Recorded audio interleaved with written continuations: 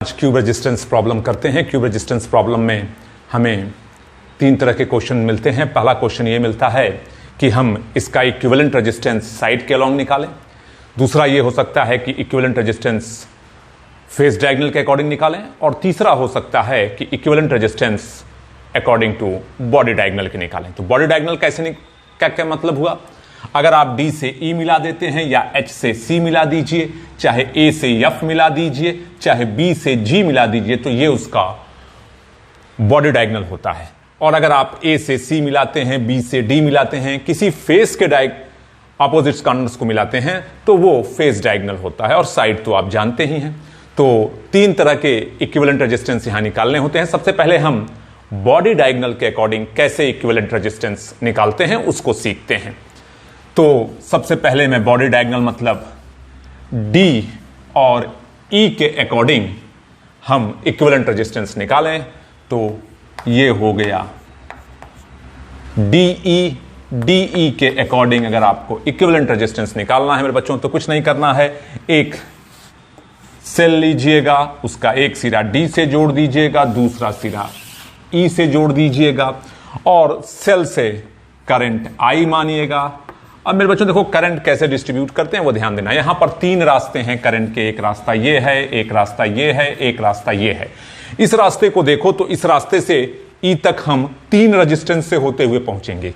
यहां से भी हम 3 से होते हुए पहुंचेंगे और यहां से भी 3 से।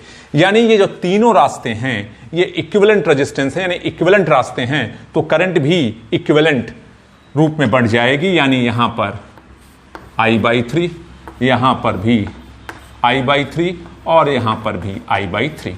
अब ये जो I/3 ये दो रास्तों में बटेगी। एक रास्ता इसका ये है, एक रास्ता ये है। लेकिन ये रास्ते और ये रास्ते फिर दोनों इक्विवेलेंट दिखाई दे रहे हैं क्योंकि दो रेजिस्टेंस इसमें भी, दो रेजिस्टेंस इसमें भी।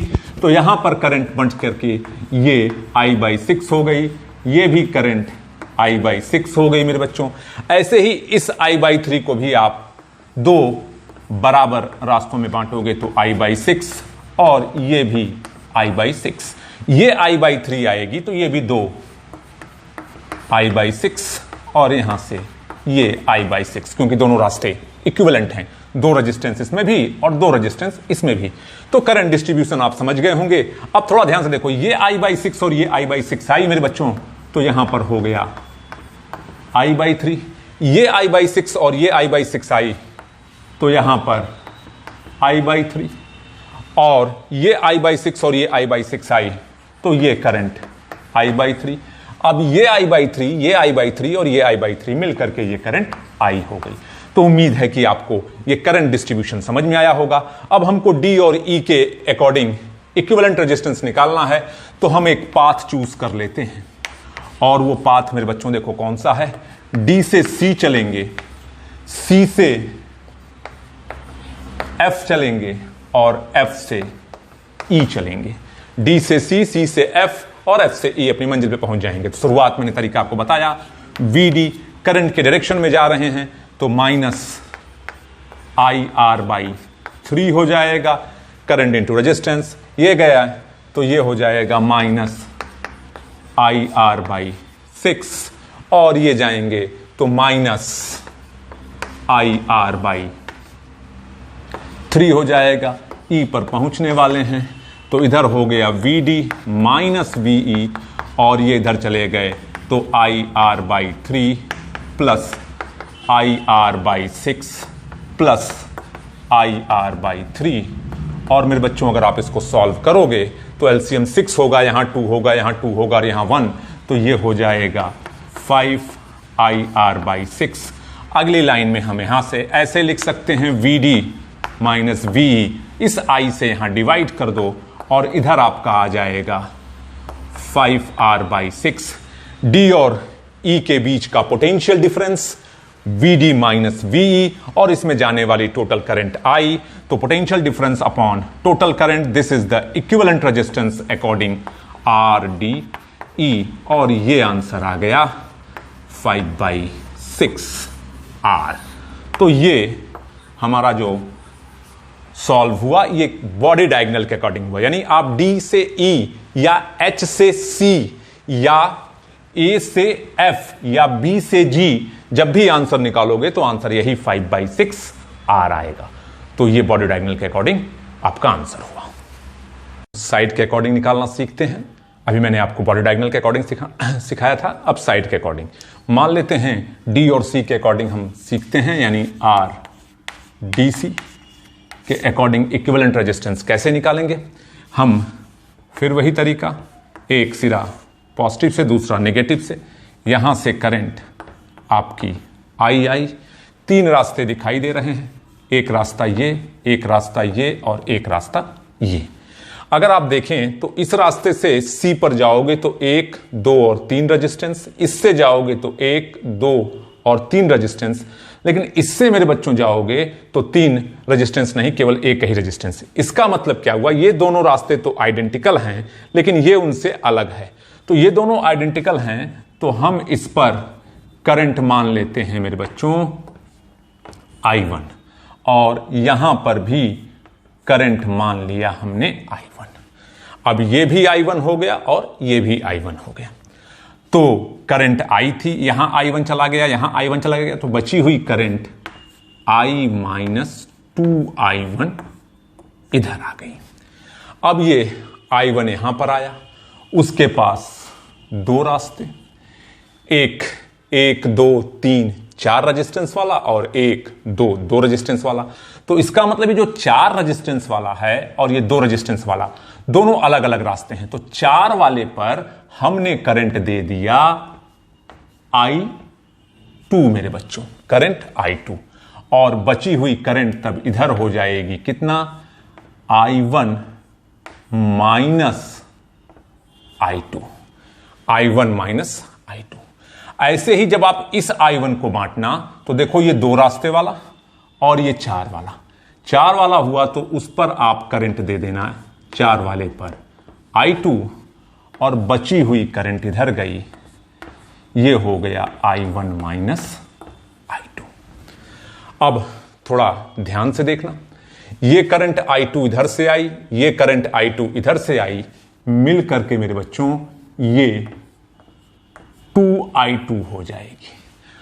अब ये 2I2 हुई, ये यहां पर जब आएगी तो उसके पास फिर 2 रास्ते, एक रास्ता ये हुआ और एक रास्ता ये हुआ। तो इधर जो करंट आएगी वो I2 आ गई, आधी करंट, क्योंकि दोनों रास्ते बराबर हैं। तो 2I2 में से I2 इधर दे देंगे और I2 इधर दे देंगे। अब थोड़ा ध्यान से देखना, ये I2 करंट सबको यहां आना है, इसीलिए हम सारी करंट को एक जगह इकट्ठा कर रहे हैं। ये I2 यहां से, ये I1 माइनस I2, तो ये माइनस I2 और ये प्लस I2 जब कैंसिल होगा तो इसमें जो करंट आएगी मेरे बच्चों, यहां इस रेजिस्टेंस में, ये आ गई आपके I1। और यहां पर ध्यान दो, ये I1 माइनस I2 और ये I2 मिलकर जब यहां पर आएगी तो ये करंट आपकी हो गई प्लस I2 माइनस I2 से कैंसिल, ये I1। अब ये प्लस I1 इस माइनस 2I1 को कैंसिल कर देंगे और यहां से जो करंट निकलेगी वो I निकलेगी। तो एक बार आप वीडियो को रिवर्स करके देख लीजिएगा कि कैसे मैंने करंट को डिवाइड किया। अब हमारे पास 2 इक्वेशन हैं, निकालने पड़ेंगे क्योंकि हमारे पास I1 और I2 है। तो हम कोई लूप घूम जाते हैं। हम सबसे पहले ऊपर वाला एक लूप लेते हैं। कौन सा लूप लिया मेरे बच्चों, हमने लूप ले लिया, जो लूप लेना है वो A H E B A। तो कौन सा लूप लिया, A H E, A H E B और ये A। तो ये हमने लूप ले लिया A H E B A। थोड़ा ध्यान से देखेंगे, VA, और करंट के डायरेक्शन में जा रहे हैं तो माइनस I2 R। आगे बढ़े करंट के डायरेक्शन में माइनस 2 I2 R। अब और आगे बढ़े करंट के डायरेक्शन में माइनस I2 R, और आगे बढ़े करंट के अपोजिट डायरेक्शन में तो plus I1 minus I2 R, और कहां पहुंचने वाले हैं VA पर। तो VA से कैंसिल और सब में से R कॉमन होकर के कैंसिल हो जाएगा, तो ये हो जाएगा माइनस I2 मेरे बच्चों। यहां हो गया माइनस 2I2 और यहां हो गया माइनस I2 और ये plus I1 minus I2 is equal to 0। अब देखो तो I2 2I2 मिल करके मेरे समझ से हो जाएगा 5I2 बराबर I1 के। तो यहां जो रिलेशन मिला I2 is equal to I1 by 5, एक इक्वेशन आपको मेरे बच्चों ये मिल जाएगा। और अब हम दूसरा इक्वेशन बनाते हैं। दूसरा इक्वेशन अगर हमें आपको बनाना है तो थोड़ा सा ध्यान देते हैं। एक लूप में हम चलते हैं और वो लूप कौन सा ले लेते हैं, लूप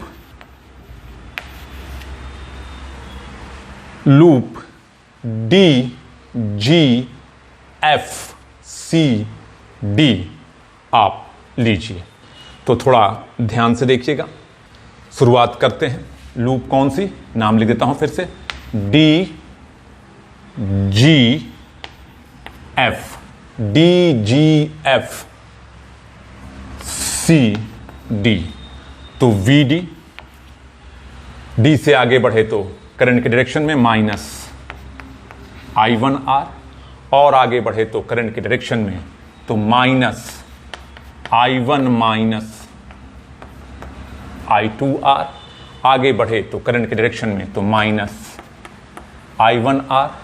फिर आगे बढ़ते हैं करंट के अपोजिट डायरेक्शन में तो प्लस I माइनस 2I1R, और कहां पहुंचने वाले हैं VD पर। तो VD से कैंसिल, R सब में से कॉमन होके कैंसिल हो जाएगा। तो अगली लाइन में हम लिख सकते हैं माइनस I1 प्लस I2, यहां हो गया माइनस I1 और यहां हो गया plus I minus 2I1 is equal to मेरे बच्चों 0। फिर से हम लोग चेक कर लेते हैं। माइनस I1 और ये plus I2 minus I1 plus I minus 2I1। अब थोड़ा सा सॉल्व करते हैं। तो ये माइनस I1 माइनस 2I1 मिल करके कितना हो गया, माइनस I1 ये हो गया minus 5I1 plus I2 is equal to minus I। अगली लाइन में 5I1 minus I2 is equal to I मेरे बच्चों। ये इक्वेशन सेकंड हुआ। अब ये इक्वेशन सेकंड जब हुआ मेरे बच्चों 5I1 minus I2 is equal to I, तो I2 की वैल्यू हम यहां से रख लेंगे और जब हम इसको सॉल्व करेंगे तो थोड़ा ध्यान से देखिएगा। फ्रॉम फर्स्ट एंड सेकंड तो 5I1 माइनस I2 की जगह I1 by 5 is equal to I, और सॉल्व करेंगे बच्चों तो 24 I1 by 5 is equal to I, और यहां से I इज इक्वल टू जो हमको I1 इज इक्वल टू जो हमको मिलेगा मेरे बच्चों वो मिलेगा 5I अपॉन 24। ये ध्यान दीजिएगा, ये I1 is equal to 5I upon 24 equation third. तो इसको आप जरूर लिख लें। जब आप I1 is equal to 5I by 24 निकाल लिए तो आसानी से अब आप हम इक्विवेलेंट रेजिस्टेंस भी निकाल लेंगे। कैसे, पाथ D और C के बीच निकालना है तो पाथ हम सिंपल पाथ D से C चूज किए। VD करंट के डायरेक्शन में तो minus I minus 2I1 into R बराबर पहुंचने वाले हैं VC पर। तो VD minus VC is equal to I minus 2I1 R I, और यहां 2I1 की वैल्यू 5I/24 इंटू आर, ये हो गया 12 से। तो अगर हम सॉल्व करें तो I माइनस 5I/12 और ये R, इसको सॉल्व करोगे तो ये आ जाएगा 7IR/12। और अगली लाइन हम ऐसे लिख सकते हैं VD minus VC upon I is equal to 7/12R। और ये देखो तो D और C के बीच का पोटेंशियल डिफरेंस और उसमें जाने वाली टोटल करंट I थी। तो ये इक्विवेलेंट रेजिस्टेंस हो गया किसके किसके बीच का, D C के बीच का कितना आएगा 7/12R मेरे बच्चों। तो ये आपका आंसर हो गया। अब इस क्यूब के अकॉर्डिंग किसी भी एज के अकॉर्डिंग अगर आप निकालोगे तो आंसर 7/12R आएगा। अब हम डायगोनल के अकॉर्डिंग सीखते हैं। कौन से डायगोनल के अकॉर्डिंग, फेस डायगोनल के अकॉर्डिंग। तो फेस डायगोनल हम D, और यहां पर आप भी जानते हो एक पॉइंट ये B है। तो इसके अकॉर्डिंग अगर हम सीखें तो कैसे निकालते हैं थोड़ा ध्यान से देखेंगे। यहां पर RDB के अकॉर्डिंग कैलकुलेशन करना है। तरीका हमारे पास वही, सेल लेंगे एक सिरा D से और एक सिरा B से। यहां से करंट मेरे बच्चों I, 3 रास्ते हुए, 1 2 और 3। ध्यान से देखना, इस B तक अगर हम जाएंगे, इस रास्ते से जाएंगे तो 1 और 1 2 रेजिस्टेंस, इस रास्ते से जाएंगे तो 1 और 1 2 रेजिस्टेंस। लेकिन अगर हम इससे जाएंगे तो 1 2 3 4 रेजिस्टेंस। तो ये और ये रास्ते तो बराबर हैं। क्यों बराबर हैं, 1 2 1 2। तो आप यहां पर करंट मान लेना मेरे बच्चों I1, और यहां भी करंट मान लेना I1।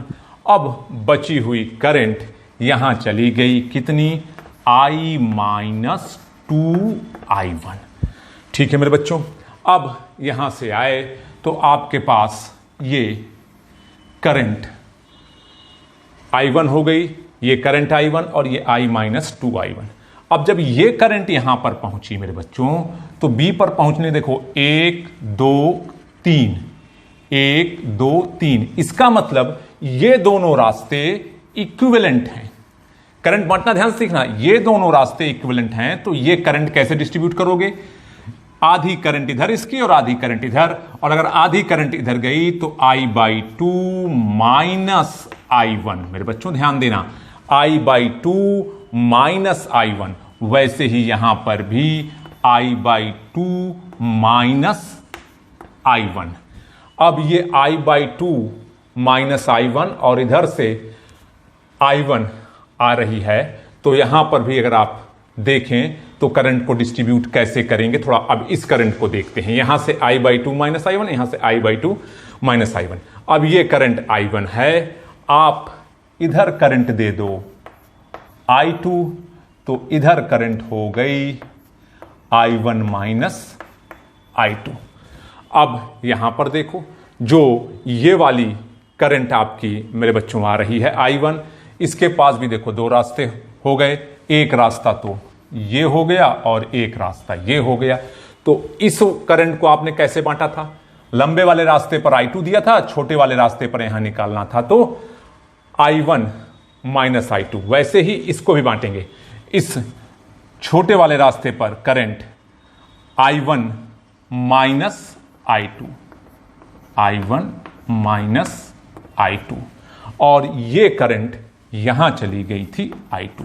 फिर समझिएगा, I1I बड़े वाले रास्ते पर मैंने I2 दे दिया, छोटे वाले रास्ते पर I1 माइनस I2। ठीक वैसे ही जैसे यहां पर हमने बड़े वाले रास्ते पर I2 दिया था और छोटे वाले रास्ते पर I1 माइनस I2। अब बच्चों ध्यान से देखना, इस करंट को देखो I/2 माइनस I1 और ये I2, ये यहां से जब मिलेंगी मेरे बच्चों तो यहां हो जाएगा I/2 minus I1 plus I2।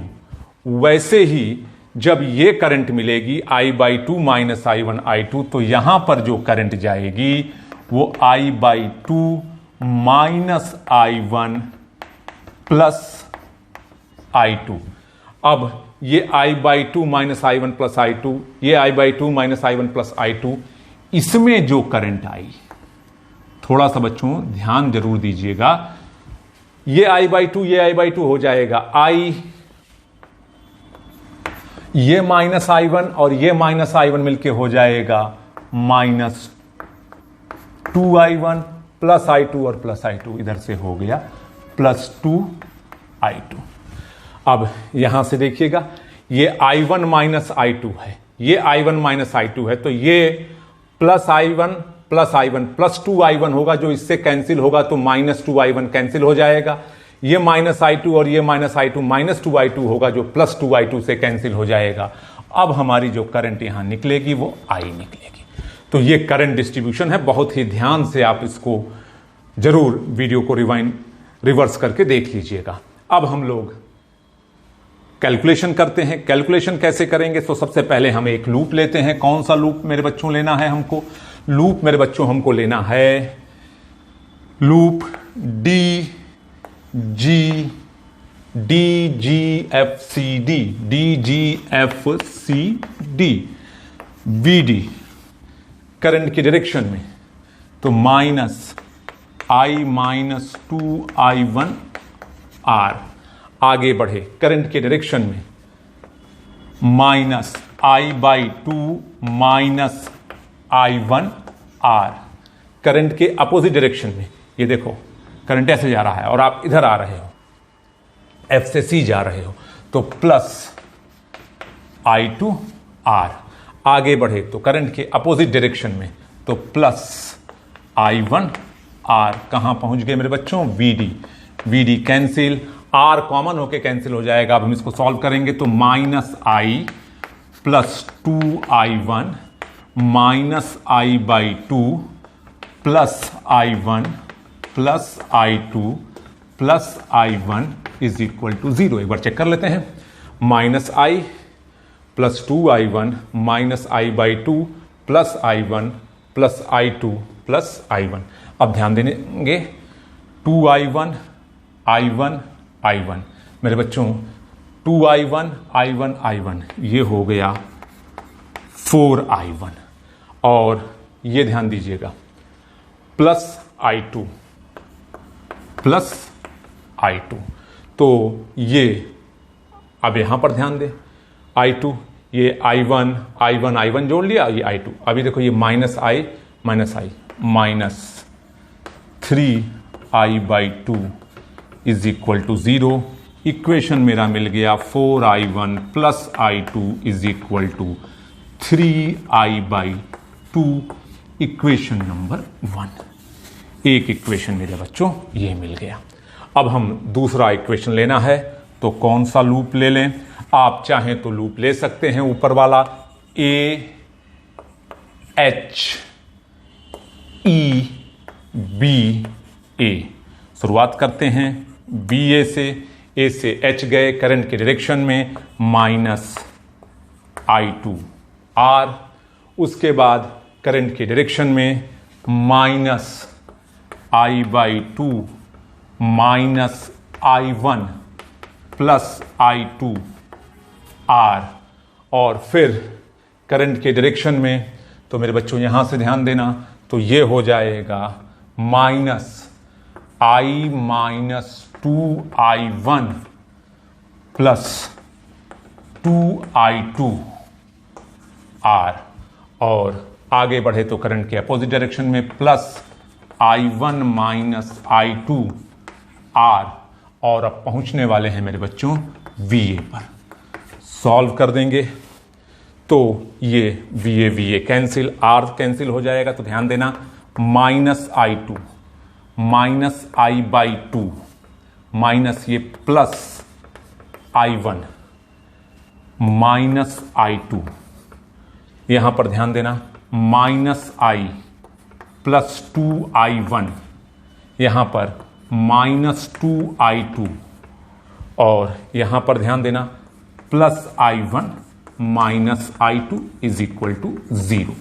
अब थोड़ा सा सॉल्व करके लिखते हैं। तो बच्चों इक्वेशन जो था उसको आप ये देख रहे हैं, अगर हम इसको सिंप्लीफाई करें तो I1 देखें तो यहाँ I1, यहाँ I1 और यहाँ I1 ये मिल करके हो गया मेरे बच्चों 4I1, और I2 देखिए तो minus I2 minus I2 minus I2 ये हो गया माइनस 5I2, और ये माइनस I/2 और ये माइनस I/2, और जब उधर जाएगा तो 3I/2। तो एक इक्वेशन मेरे बच्चों ये मिल गया, इक्वेशन सेकंड। अब दो इक्वेशन है, दोनों को सॉल्व करके पहले I1 I2 निकाल लेंगे, फिर इक्विवेलेंट रेजिस्टेंस। तो कैसे, तो थोड़ा सा आप ध्यान देंगे। अगर आप ध्यान दें तो 1 - 2 कर दिया जाए। 1 - 2 करेंगे तो 4I1 plus I2 is equal to 3I/2, और यहां से सॉल्व करेंगे तो 4I1 माइनस 5I2 बराबर 3I/2। सॉल्व माइनस किया है तो ये माइनस, ये प्लस, ये माइनस कैंसिल, 6I2 बराबर 0। That means I2 is equal to 0। तो I2 की वैल्यू मेरे बच्चों मालूम चल गई, I2 कितना है, 0 है। ये नोट कर लें आप, I2 0 है। अब अगर हम आगे देखें तो किसी एक इक्वेशन से हम फ्रॉम फर्स्ट से ही निकाल लेते हैं। फ्रॉम फर्स्ट से क्या, फ्रॉम फर्स्ट से देखें तो 4I1 और I2 की वैल्यू 0 पुट कर दो तो 3I/2। तो I1 जो आया मेरे बच्चों वो आ जाएगा 3/8I। तो ये देखिए दो आंसर हमको मिल गए, I2 और I1। I2 0 था और I1 क्या था, 3/8I। ये दो I2 और I1 मिल गए। जब आप I2 और I1 सॉल्व कर लेंगे तो कैसे इक्विवेलेंट रेजिस्टेंस निकालते हैं, अब थोड़ा सा हम सब उसको ध्यान दे देते हैं। और उसको अगर ध्यान दें तो देखिए कैसे कैलकुलेशन होगा, ध्यान दीजिएगा मेरे बच्चों। आप D और B के बीच का इक्विवेलेंट रेजिस्टेंस निकालना है तो पाथ कोई भी चूज कर लीजिए। हम सिंपल पाथ चूज करते हैं, D से A जाते हैं और A से B जाते हैं। तो शुरुआत करते हैं VD और करंट के डायरेक्शन में तो माइनस I1R। आगे बढ़े D से B करंट की डायरेक्शन में माइनस I1 माइनस I2R। कहां पहुंच गए, B पर। अब थोड़ा सा ध्यान देंगे तो VD माइनस VB बराबर I1R इधर ले गए plus I1 minus I2R। Solve कर दीजिए।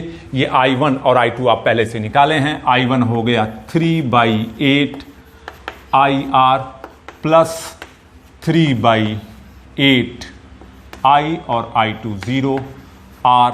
सॉल्व करेंगे तो 3IR/8 प्लस 3IR/8 ये मेरे समझ से हो जाएगा। यहाँ पे ऐड करते ही क्या, 3/4IR, और अगली लाइन में VD minus VB upon I बराबर 3/4R।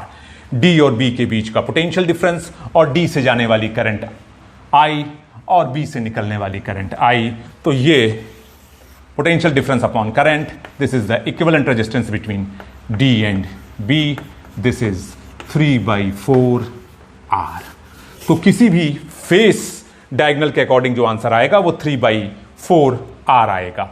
और बाकी मैंने आपको बॉडी डायगोनल और साइड के बारे में बता दिया। उम्मीद है मेरे बच्चों ये क्यूब रेजिस्टेंस प्रॉब्लम जो है आपको मैंने विथ हेल्प ऑफ किरचॉफ से कराया। तो बोर्ड एग्जामिनेशन के लिए तो आप किरचॉफ मेथड से कर लीजिएगा, और कॉम्पिटिटिव एग्जामिनेशन के लिए मेरे बच्चों इन तीनों आंसर्स को आप याद कर लीजिएगा, ताकि आपका वहां जो टाइम मैनेजमेंट होता है उसके लिए मैं ये कहता हूं कि इन तीनों के आंसर आप याद कर लीजिएगा कॉम्पिटिटिव एग्जामिनेशन के लिए।